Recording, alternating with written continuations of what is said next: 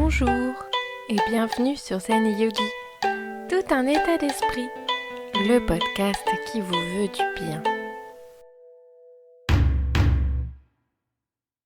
Selon la première des 4 nobles vérités du bouddhisme, notre existence est conditionnée par dukkha, la souffrance.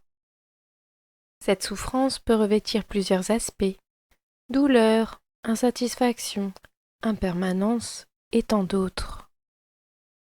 Nous allons parler ici de moyens concrets pour tenter de se détacher de cet état de mal-être qui nous habite le plus souvent qu'on ne le voudrait.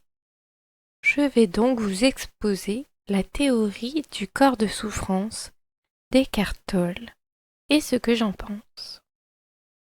Alors, comme à chaque fois, j'exprime mes idées, mais vous n'êtes pas obligé de me croire.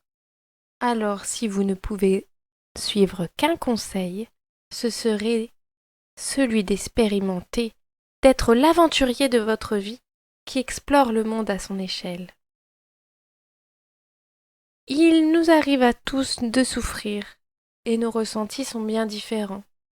Il y a différents types de souffrance, et je ne parlerai pas ici de la souffrance liée à certaines maladies ou états de notre corps. Je ne suis pas médecin, et même si l'on parle souvent du lien entre le corps et les émotions, je n'ai pas assez de données pour vous l'exposer clairement. À vous de voir ce que vous ressentez. Qu'est-ce que le corps de souffrance ? Ne cherchez pas, il n'est pas physique. On parle plutôt de souffrance émotionnelle. Le ressenti, la haine, l'apitoiement sur soi, culpabilité, colère, dépression, jalousie et toutes les irritations que l'on peut ressentir. De même que le plaisir peut se transformer en souffrance quand il n'est plus. Eckhart Tolle expose 2 types de souffrance. Celle que vous créez maintenant et la souffrance passée qui continue de vivre en vous, dans votre corps et votre mental. Le corps de souffrance, c'est l'accumulation de toutes ces souffrances sous la forme d'un champ d'énergie négatif. Alors oui, on part peut-être dans le domaine de l'invisible, mais au stade de la physique quantique, de cet infiniment petit dont nous ne connaissons pas encore tout. Il pourrait peut-être influencer notre vie. Vous savez, quand on a l'impression que l'univers est contre nous. La seule problématique, que j'ai déjà exprimée sous de nombreuses formes, c'est que l'on s'identifie constamment à nos souffrances, à notre mental qui s'agite. On s'y accroche parfois tellement que lorsqu'on est mis devant l'évidence, on ne veut pas le voir. Non. On a peur de perdre son identité. Une peur si profonde que l'on pourrait en devenir agressif. Enfonçons, si vous le voulez bien, ensemble cette porte ouverte. Vous n'êtes pas votre mental, vous n'êtes pas votre souffrance, et vous n'êtes pas non plus vos émotions. Ouf, ça, c'est fait. Effectivement, comme on peut observer la souffrance ou les émotions, cela signifie qu'ils sont distincts de nous. Alors, vous allez me dire, que sommes-nous ? Comme je vous le répète souvent, nous sommes le témoin qui observe, l'observateur, ou pourquoi pas, la conscience. C'est ce qu'explique Patanjali dans les Yoga Sutras. Tada drashtu svarupe avastanam. Le témoin est établi dans sa vraie nature.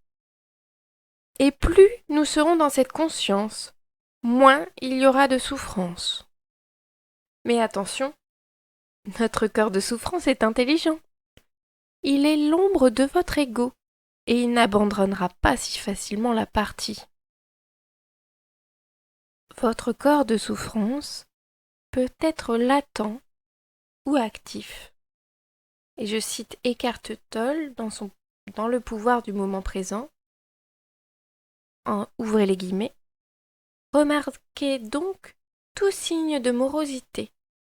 Peu importe la forme qu'elle peut prendre, ceci peut annoncer le réveil du corps de souffrance. Celui-ci pouvant se manifester sous forme d'irritation, d'impatience, d'humeur sombre, d'un désir de blesser, de colère, de fureur, de dépression, d'un besoin de mélodrame dans vos relations, et ainsi de suite. Saisissez-le au vol dès qu'il sort de son état latent. Fermez les guillemets. Vous pouvez donc vous positionner en victime ou en bourreau, et le cycle se perpétue. Je ferai probablement un épisode sur le triangle de Karpman qui vous place dans certains rôles dans vos rapports avec les autres. C'est un cercle assez vicieux. Mais bien sûr, si vous en avez connaissance, vous pouvez peut-être le déjouer. Mais revenons-en au moment présent, ici et maintenant, pendant que vous écoutez ce podcast. Êtes-vous véritablement en souffrance? Sauf si votre vie est en danger par un péril imminent. Si vous êtes tranquillement assis. Alors oui, vous pouvez peut-être angoisser pour X ou Y raison, ou vous pouvez observer sans juger, sans que cela vous affecte. Plus vous pratiquez l'attention au moment présent, moins cela aura d'effet sur vous. Après tout, comme le dit Norbert Dragono dans Les Animaux Fantastiques, s'inquiéter, c'est souffrir 2 fois. Et je reprends ma rubrique livre pour forcément vous partager le livre qui a inspiré ce podcast, Le pouvoir du moment présent d'Eckhart Tolle. Et il vous donne ainsi plein de possibilités pour justement éviter de tomber dans votre corps de souffrance. Voilà, j'espère que cela vous a plu. N'hésitez pas à liker, partager et à vous abonner selon votre plateforme. N'oubliez pas, le bonheur se trouve en vous, alors cultivez-le.